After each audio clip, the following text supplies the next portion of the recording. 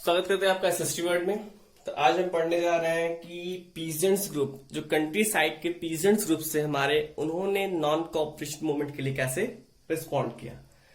तो सबसे पहले प्रॉब्लम्स समझ लेते हैं। पीजेंट्स को क्या प्रॉब्लम थी कि उन्होंने नॉन कॉपरेशन मूवमेंट को ज्वाइन किया।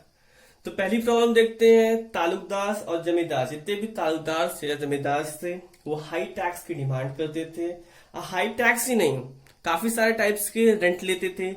जैसे उस टाइम क्या होता था कि काफी सारे जो फार्मर्स थे वो लैंडलेस फार्मर्स थे, मतलब जमीन नहीं थी।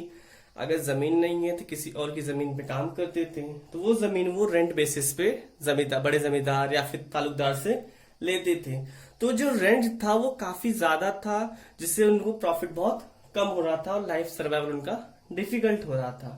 तो पीजेंट्स की पहली प्रॉब्लम यही थी, जो हाई रेंट डिमांड कर रहे थे तालुकदार और जमींदार, और काफी सारे जो टाइप के टैक्सेस वसूल रहे थे उनसे। सेकंड जो बड़ी प्रॉब्लम आती है बेगर की। बेगर क्या था कि कभी कभी क्या होता था, जमींदार और तालुकदार पीजेंट्स को बुला लेते थे अपने पास, काम करवाते थे और पैसा नहीं देते थे। तो प्रॉब्लम्स आपको समझ में आ रही है, हाई रेंट है, टैक्सेस है, बेगर सिस्टम है, तो डिमांड भी कुछ इसी तरह होगी। डिमांड अब आइए देखते हैं।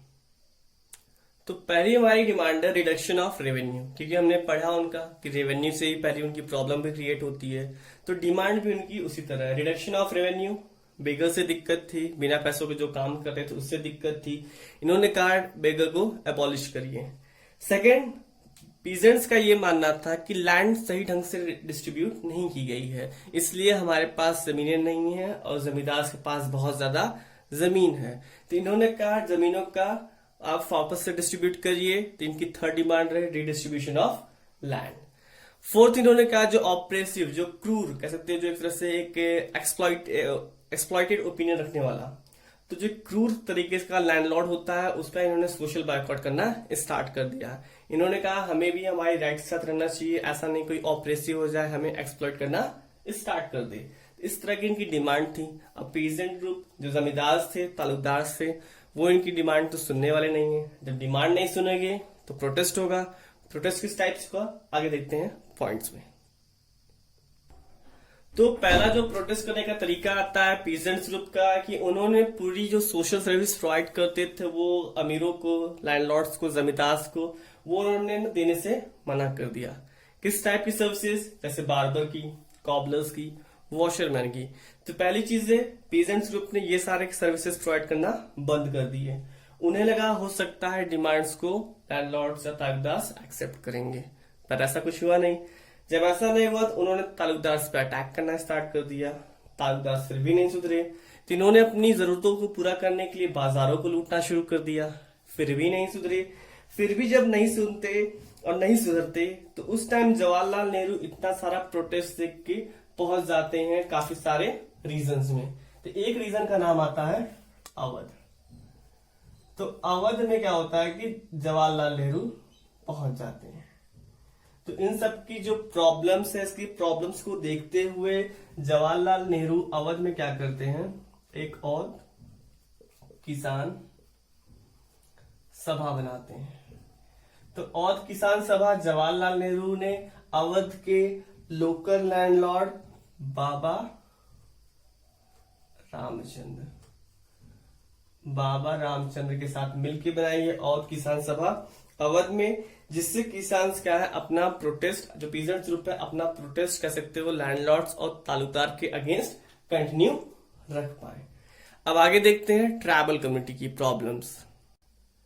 तो पहली प्रॉब्लम इनकी देख लेते हैं ट्राइबल पीपल्स की, कि ब्रिटिश गवर्नमेंट ने जितने भी बड़े फॉरेस्ट एरियाज थे वो सारे बंद कर दिए, उसको रिजर्व फॉरेस्ट में कन्वर्ट कर दिया।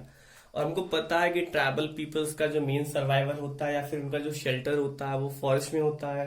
अगर सारे फॉरेस्ट क्या होंगे, रिजर्व फॉरेस्ट कर दिए जाएंगे, और इनकी कह सकते हो कि जो ट्राइबल कम्युनिटी है उनको उनके घरों से निकाल दिया जाएगा, उनका सर्वाइवल क्या होगा, डिफिकल्ट होगा। तो ये आती है हमारी पहली प्रॉब्लम। दूसरी, कि जब उनको घर से निकाल दिया गया, शेल्टर ले लिया गया, फॉरेस्ट में एंट्री बंद कर दी गई, तो उनको फोर्स किया गया कि रोड बनाएं या फिर बेगर करें। बेगर मतलब पता है, हम पहले ही पढ़ चुके हैं कि without payment they have to do the work. Third क्या है, जब रिजर्व फॉरेस्ट में कन्वर्ट हो गया तो ट्राइबल पीपल्स की एंट्री बिल्कुल भी बंद कर दी फॉरेस्ट में। ना तो अपने वो कैटल्स को ग्रेजिंग के लिए ले जा सकते हैं, ना तो फ्रूट्स और फ्यूल कलेक्ट करने के लिए। तो ये सारी प्रॉब्लम्स ट्राइबल पीपल की थी। अब देखते हैं रिस्पॉन्स कैसे किया। रिस्पॉन्स पढ़ेंगे हमें एक एग्जाम्पल आंध्र प्रदेश की गुदम हिल का। देख लेते हैं गुदम हिल में हुआ क्या था। तो गुदम हिल में गुरिल्ला वॉर स्टार्ट कर दिया गया था। आप पूछोगे गुरिल्ला वॉर क्या होता है, तो समझते हैं गुरिल्ला वॉर होता क्या है। तो गुरिल्ला वॉर को अगर हिंदी देखें तो इसकी होती है छापा मार युद्ध। छापा मार मतलब आपको क्लियर हो गया होगा कि छुप के मारने वाला काम, ठीक है। तो गुरिल्ला वाला वॉर भी सेम चीज थी। तो जिसमें छुप के मारते थे ब्रिटिश ऑफिशियल को, छुप के जाके उनकी बिल्डिंग्स को डिस्ट्रॉय कर देते थे। यही था गुरिल्ला वॉर, जो कि आंध्र प्रदेश की गुदम हिल्स में स्टार्ट हुआ था। स्टार्ट किसने किया था? अलूरी सीताराम राजू। तो अलूरी सीताराम राजू था कौन? ये एक ट्राइबल पीपल था। कहाँ का? गुदम हिल का, आंध्र प्रदेश में, जो कि महात्मा गांधी के नॉन कॉपरेशन मूवमेंट से बहुत ज्यादा इंस्पायर हुआ, उनको अपना आइडल मानने लगा। इसलिए घूम घूम कर लोगों को रिक्वेस्ट करता था लोगों से कि आप खादी पहनिए, ड्रिंकिंग छोड़ दीजिए।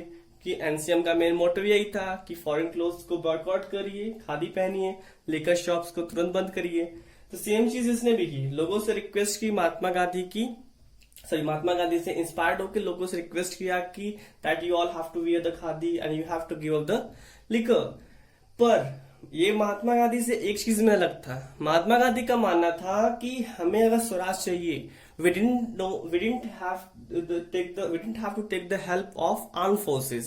हमें आर्म फोर्सेस की हेल्प नहीं लेनी है, सिर्फ हमें अपने सत्याग्रह नॉन कॉपरेशन के रास्ते पे चलते हुए हम अपने गोल्स को अचीव कर लेंगे। पर अलूरी सीताराम राजू का मानना था कि बिना आर्म फोर्सेस के हमें आजादी नहीं मिल सकती।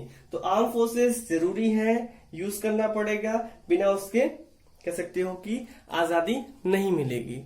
तो इसने अपना मूवमेंट कंटिन्यू किया, काफी सारे ब्रिटिश ऑफिशियल्स को मारा और बिल्डिंग्स डिस्ट्रॉय की। किसके लिए? स्वराज के लिए। पर 1924 में क्या हुआ? 1924 में अलूरी सीताराम राजू पकड़ा गया और इसको उन्होंने मार दिया। किसने? ब्रिटिशर्स ने। तो ये था हमारा ट्राइबल पीपल्स की प्रॉब्लम और उन्होंने उस प्रॉब्लम्स के लिए रिस्पॉन्ड कैसे किया एनसीएम में। अब आगे देखते हैं प्लांटेशन वर्कर्स का। तो प्लांटेशन वर्कर्स, तो पहली चीज लिखते हैं प्लांटेशन का मतलब क्या होता है। तो प्लांटेशन हम उस लार्ज स्केल ऑफ लैंड को कहते हैं जहां पे कॉमर्शियल फार्मिंग होती है, जैसे रबर, टी, कॉफी या फिर इंडिगो। तो उसके बाद देखते हैं प्लांटेशन वर्कर्स के लिए स्वराज का मतलब क्या था, मतलब फ्रीडम के वो क्या समझते थे। फ्रीडम और स्वराज प्लांटेशन वर्कर्स के लिए यही था कि वो बिना मर्जी के प्लांटेशन से अंदर आ सके प्लांटेशन में और बाहर जा सके, मतलब अपनी मर्जी से अंदर आके काम कर सके और अपनी मर्जी से घर वापस जा सके। तो ये सारी चीजें, और ये स्वराज का मतलब सिर्फ यही क्यों था उनके लिए, क्यों उन्होंने अपने लिए आजादी नहीं मांगी, उन्होंने सिर्फ क्यों अपने लिए एक इंडिपेंडेंट या फिर फ्रीडम राइट मांगी कि वो अपनी मर्जी से प्लांटेशन फील्ड पे आए फिर वापस चले जाए। तो वो देखते आइए पॉइंट्स में। तो पहला पॉइंट हमारा यही है, इनलैंड इमिग्रेशन एक्ट 1859। तो इनलैंड इमिग्रेशन एक्ट 1859 के थ्रू प्लांटेशन वर्कर्स को ये अलाउड नहीं था कि वो प्लांटेशन फील्ड छोड़ के अपनी मर्जी से जा सकें। उन्हें परमिशन लेनी पड़ती थी प्लांटर्स की कि हमें घर जाना है, हमें परमिशन दीजिए, और रेयरली ही प्लांटर्स उन्हें परमिशन देते थे घर जाने के लिए। इसीलिए उन्होंने अपने लिए स्वराज का मतलब सिर्फ यही माना है कि वो अपनी मर्जी से घर जा सकें और अपनी मर्जी से आकर काम कर सकें। सेकेंड, जब उन्होंने देखा non cooperation movement Mahatma Gandhi ने स्टार्ट कर दिया है और ये बहुत एक मास मूवमेंट है, पूरे इंडिया के लोग इसमें इन्वॉल्व हैं, तो उन्हें क्या लगा कि अब क्या होगा, गांधी राज आएगा। गांधी राज आएगा और उन्हें जमीनें उनके गांव में मिलेंगी, उन्हें आके प्लांटेशन फील्ड पे काम करने की जरूरत नहीं है। तो नॉन कॉपरेशन मूवमेंट को देखते हुए हजारों जो प्लांटेशन वर्कर्स थे उन्होंने अपना काम छोड़ के घरों की तरफ बढ़ना शुरू कर दिया, यही सोच के कि गांधी राज आएगा और उन्हें उनकी जमीनें उनके गांव में ही मिलेंगी। पर वो घरों तक पहुंच नहीं पाए। क्यों?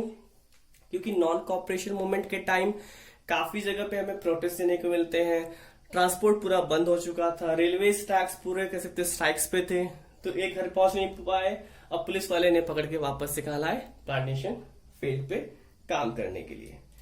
अब देखते हैं आगे एक ऐसा इंसिडेंट होता है जिसकी वजह से non cooperation movement called off कर दिया जाता है। वो इंसिडेंट क्या था, आइए देखते हैं। तो इंसिडेंट है हमारा चौरी चौरा इंसिडेंट, जो हुआ कब था, 5 फरवरी 1922। तो इंसिडेंट में हुआ क्या, इस इंसिडेंट में हुआ क्या कि जो प्रोटेस्टर्स थे, जो सत्याग्रही थे, सत्याग्रही पे किसने अटैक कर दिया, पुलिस वालों ने। तो पुलिस मैन अटैक्स ऑन सत्याग्रही। जब सत्याग्रहियों पे पुलिस वालों ने अटैक कर दिया, सत्याग्रही क्या हो गए, गुस्सा हो गए, ये गुस्सा हो गए, एंग्री हो गए। जब एंग्री हो जाएगी और भीड़ रहेगी, भीड़ क्या होती है, पहचान छुपा लेती है। तो भीड़ ने क्या किया, पुलिस वालों पे अटैक कर दिया। जब पुलिस वालों पे अटैक कर दिया, पुलिस वाले भाग के कहां गए, पुलिस स्टेशन छुप गए। तो पुलिस स्टेशन में छुप गए। जब पुलिस स्टेशन छुप गए तो क्राउड ने क्या किया, अब क्राउड यहां पे पहुंच गया। क्राउड ने क्या किया, आग लगा दी। आग लगाने से क्या हुआ, पुलिस स्टेशन में कितने पुलिस वाले मर गए, 22। तो 22 पुलिसमैन वो डाइड। 22 पुलिस वाले मर गए इस चौरी चौरा इंसिडेंट में। ये हुआ कहा था, ये उत्तर प्रदेश के गोरखपुर डिस्ट्रिक्ट में हुआ था। जिसके बाद मूवमेंट क्या हो गया, वॉयलेंट हो गया और महात्मा गांधी ने नॉन कोऑपरेशन मूवमेंट को कॉल्ड ऑफ कर दिया। क्योंकि जो उनका मेन ऑब्जेक्टिव था, अगर आपको उनका मेन ऑब्जेक्टिव याद है तो वो मूवमेंट कैसा होना चाहिए, पीसफुल, प्लस मूवमेंट में कोई भी वॉयलेंस नहीं क्रिएट होना चाहिए। तो पर अब यहाँ पे देखें तो मूवमेंट 9 वॉयलेंस हो चुका है। मूवमेंट में कह सकते हो कि यहाँ पीस नहीं, यहाँ पे वॉयलेंट चल रहा है, लोग मर रहे हैं। तो पीसफुल ना हो कि ना तो नॉन वॉयलेंट मूवमेंट था ये, इसलिए महात्मा गांधी को मजबूरी में मूवमेंट को कॉल्ड ऑफ करना पड़ा। जब मूवमेंट कॉल्ड ऑफ हो गया, नॉन कोऑपरेशन मूवमेंट बंद हो गया और महात्मा गांधी को कहां भेज दिया गया, जेल में।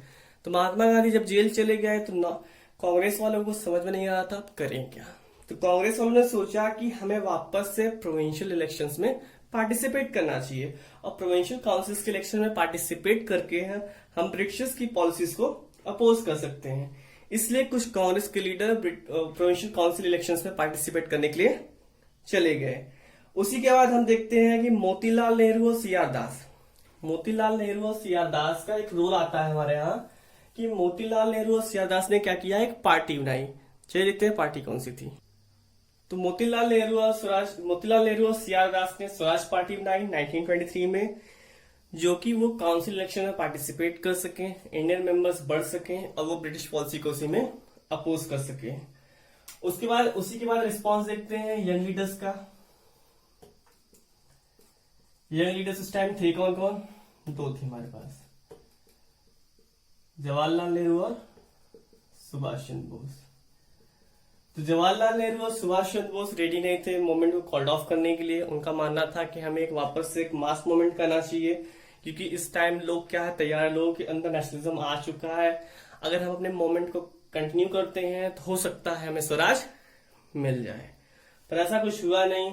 और जो पॉलिटिकल सिस्टम था, कह सकते हो कांग्रेस का और इंडिया का, कुछ देर के लिए रुक गया। आगे देखते हैं कौन कौन से नए फैक्टर आए जिन्होंने 1920s के टाइम पे इंडिया के पॉलिटिकल, कह सकते हो पॉलिटिकल चीजों को एक नया, कह सकते हो एक नया मोटिवेशन दिया, एक नया स्पीड दिया। वो चीजें क्या थी, चलिए देखते हैं। तो पहली चीज हमारी आती है वर्ल्ड इकोनॉमिक डिप्रेशन, दूसरी चीज आती है हमारी साइमन कमीशन। तो इन्हीं दोनों चीजों ने लेट 1920s में इंडियन पॉलिटिक्स को वापस से एक बूस्टअप दिया। तो आइए पढ़ते हैं पहली, वर्ल्ड इकोनॉमिक डिप्रेशन। इसमें हुआ क्या, तो वर्ल्ड इकोनॉमिक डिप्रेशन हम क्लास 9 में भी एक बार देख चुके हैं कि यूएसए का जो वॉल स्ट्रीट एक्सचेंज था बुरी तरह से क्रैश हो चुका था। पूरा जो वर्ल्ड था वो इकोनॉमिक प्रॉब्लम्स को फेस कर रहा था, जिसका इफेक्ट इंडिया में भी हुआ। तो इंडिया में हुआ क्या, जो इंडियन एग्रीकल्चर के प्राइजेस थे वो 1926 में गिरना शुरू हुए और 1930 तक बिल्कुल भी उनकी डिमांड खत्म हो गई। तो डिमांड जब खत्म हो गई, एक्सपोर्ट बंद हो गया एग्रीकल्चर का, जिससे क्या हुआ कि पीजेंट्स को बहुत ज्यादा डिफिकल्टीज होती थी अपना हार्वेस्ट सेल करने में प्लस रेवेन्यू देने में। इसकी वजह से होगा सबका जो रिस्पॉन्सिबल किसको समझा गया, ब्रिटिशर्स को। इससे क्या होगा, जो पीजेंट कम्युनिटी होगी वो एक होगी किसके अगेंस्ट, ब्रिटिशर्स के अगेंस्ट। तो वापस से क्या होगा, नेशनलिज्म की फीलिंग क्रिएट होगी किसके अंदर, इंडियन पीजेंट्स के अंदर, ब्रिटिशर्स के अगेंस्ट, जो कि महात्मा गांधी का मेन मोटिव था कंट्री को यूनाइट करने का। तो प्रॉब्लम से ही कंट्री क्या हो रही, ऑलरेडी यूनाइट होना शुरू हो गई थी। सेकेंड चीज देखते हैं, साइमन कमीशन 1928। इसमें था क्या, इसने बूस्टअप कैसे किया। तो साइमन कमीशन भेजा गया था ब्रिटिश पार्लियामेंट के थ्रू, किसके कैसे, कौन लीडर था इसका, सर जॉन साइमन। तो सर जॉन साइमन की वजह से इसका नाम पड़ गया साइमन कमीशन। इनको भेजा गया था इंडिया में पॉलिटिकल चेंजेस सजेस्ट करने के लिए। इनको देखना था कि कॉन्स्टिट्यूशन कैसा वर्क कर रहा है, क्या ये प्रॉपर एडमिनिस्ट्रेशन हो रहा है या नहीं हो रहा है, या फिर अगर कुछ चेंजेस की जरूरत है तो वो कौन से चेंजेस की जरूरत है, इनको सजेस्ट करना था। तो दिक्कत क्या थी इसमें, दिक्कत ये थी कि इसमें टोटल थे 7 मेंबर और सारे के सारे अंग्रेज, कोई भी इंडियन मेंबर्स ना होना, यही मेन दिक्कत थी कांग्रेस के लिए। इसीलिए उन्होंने साइमन कमीशन का अपोज किया और साइमन गो बैक के नारे लगे। यही था हमारा साइमन कमीशन। इन दोनों चीजों से देश क्या हुआ, कंट्री जो हमारी थी वापस से यूनाइट हुई ब्रिटिश के अगेंस्ट लड़ने के लिए। अब आगे देखते हैं हमारे नई चीज, लॉर्ड आयरविन। तो लॉर्ड आयरविन ने क्या कहा कि अगर इंडियन सपोर्ट करते हैं साइमन कमीशन पे तो हम आपको डोमिनियन स्टेटस देंगे, इंडिया को एक डोमिनियन स्टेट का दर्जा दिया जाएगा। सेकेंड, इन्होंने कहा हम राउंड टेबल कॉन्फ्रेंस अरेंज करने जा रहे हैं लंदन में, जिसमें हम आगे किस टाइप के कॉन्स्टिट्यूशन इंडिया में लागू होंगे उस पर हम डिस्कस करेंगे। तो इंडियन मेंबर्स भी इसमें पार्टिसिपेट कर सकते हैं। पर कांग्रेस ने पहला जो राउंड टेबल कॉन्फ्रेंस था उसको बॉयकॉट कर दिया। बॉयकॉट करने के बाद दिसंबर लाहौर सेशन 1929। तो दिसंबर लाहौर सेशन में जवाहरलाल नेहरू की प्रेसिडेंशिप में क्या किया गया, भारत का झंडा फहराया गया, Indian flag was unfurled and Jawaharlal Nehru ने क्या कहा कि हम पूरा स्वराज लेके रहेंगे और आने वाले 26 जनवरी 1930 को पूरी कंट्री ने क्या इंडिपेंडेंस डे मनाया। तो इसमें हुआ क्या था, लाहौर सेशन, रावी नदी के किनारे झंडा फहराया गया। पंडित जवाहरलाल नेहरू ने इसको प्रेसिडेंटशिप सी, वही लीडर थे इसके, उन्होंने मेन लीड किया था। और उन्होंने क्या था, अपकमिंग 26 जनवरी 1930 को इंडिया क्या है इंडिपेंडेंस डे मनाएगा। पर बहुत ज्यादा इसको कह सकते हो फोकस मिला नहीं, प्रायोरिटीज मिली नहीं, इसकी वजह से ये फेल रहा। पर यही जो 26 जनवरी था, इसीलिए हमने अपना जो कॉन्स्टिट्यूशन अडॉप्ट किया है वो 26 जनवरी को ही अडॉप्ट किया है लाहौर सेशन की वजह से। नेक्स्ट वीडियो में हम बात करेंगे सीडीएम पे।